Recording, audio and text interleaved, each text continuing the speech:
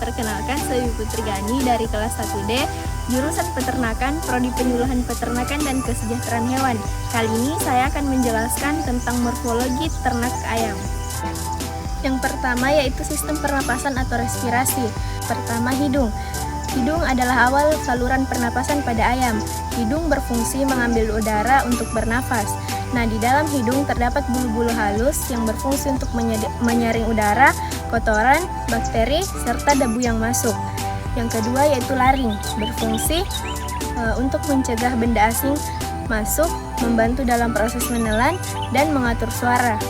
Yang ketiga yaitu trakea, yang berfungsi untuk menyalurkan udara ke bronkus yang diteruskan ke paru-paru.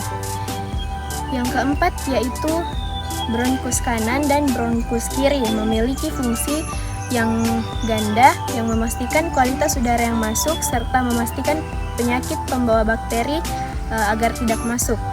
Yang kelima yaitu bronkiolus, merupakan cabang dari bronkus yang berfungsi untuk mengontrol kebutuhan udara yang masuk dan keluar.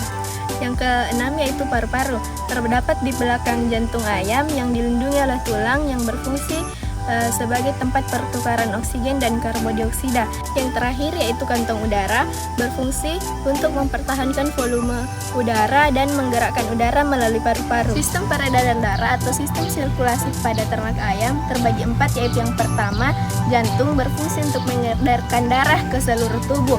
Yang kedua yaitu hati, ada hati kiri dan kanan yang berfungsi mengganti sel darah merah dan eritrosit yang sudah mati atau sudah tua. Sistem sirkulasi yang ketiga yaitu empedu, yang terletak di bawah hati yang berfungsi untuk memberikan warna pada feses. Yang keempat yaitu ginjal, berfungsi sebagai penyaring darah menuju urin. Yang ketiga yaitu sistem pencernaan yang terbagi menjadi 10. Yang pertama itu mulut. Di dalam mulut ditemukan adanya lidah yang berfungsi untuk memudahkan menelan makanan ke dalam sistem pencernaan selanjutnya, yaitu esofagus. Yang kedua yaitu kerongkongan atau esofagus, merupakan saluran yang berbentuk memanjang seperti pipa. Kemudian esofagus ini berfungsi untuk meneruskan makanan menuju ke tembolok. Tembolok merupakan penyimpanan makanan sementara sebelum menuju ke proventriculus. Proventriculus merupakan lambung sejati pada ayam. Di dalam proventriculus terjadi pencernaan secara sistematis yang melibatkan sekresi asam fluorida, HCl, enzim, pepsin, dan cairan getah untuk mencerna protein. Selanjutnya yaitu ventriculus yang berfungsi untuk membantu mencerna batu-batuan kecil secara mekanik.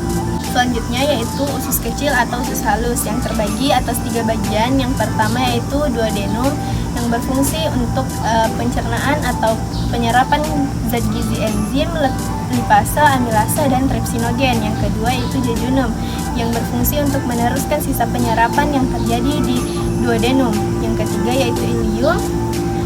Fungsi dari ileum tidak berbeda jauh dengan jejunum, yaitu melanjutkan proses penyerapan nutrisi ke dalam aliran darah.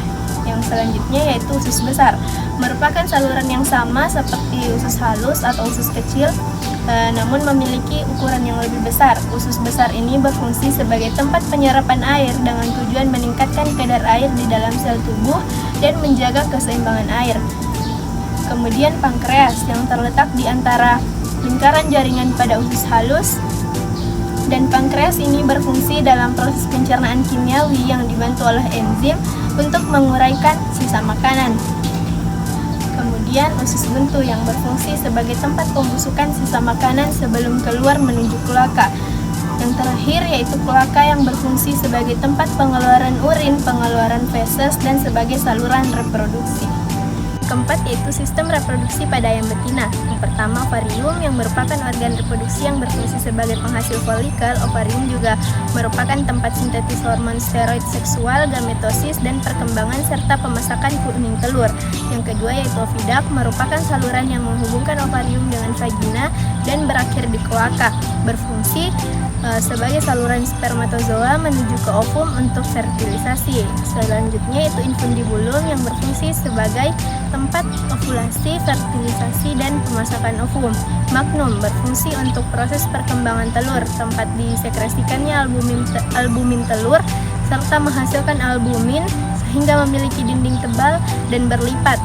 Selanjutnya, ismus berfungsi sebagai tempat terbentuknya membran sel atau selaput kerabang telur.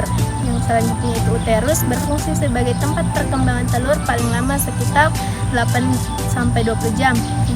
Kemudian selanjutnya itu vagina merupakan bagian ovidak yang paling belakang. Dan vagina diakhiri dengan adanya bentukan kelakar di bagian akhir dan dari saluran reproduksi. Yang kelima yaitu sistem reproduksi pada ayam jantan. Yang pertama yaitu testis yang berjumlah sepasang terletak pada bagian atas ke arah punggung pada bagian anterior akhir dari ginjal dan berwarna kuning terang. Testis berfungsi untuk menghasilkan hormon kelamin jantan yang disebut dengan androgen dan sel gamet jantan yang disebut dengan sperma. Yang kedua yaitu epididymis yang berjumlah sepasang dan terletak pada bagian sebelah dorsal. Kemudian epididymis ini berfungsi sebagai jalannya cairan sperma ke arah kaudal menuju kaudal epididymis. Yang selanjutnya yaitu ductus deferens, merupakan saluran deferens yang berfungsi sebagai tempat pemasakan dan penyimpanan sperma sebelum disalurkan ke populasi. Itulah tadi penjelasan tentang morfologi pada ternak ayam. Sekian dan terima kasih. Wassalamualaikum warahmatullahi wabarakatuh.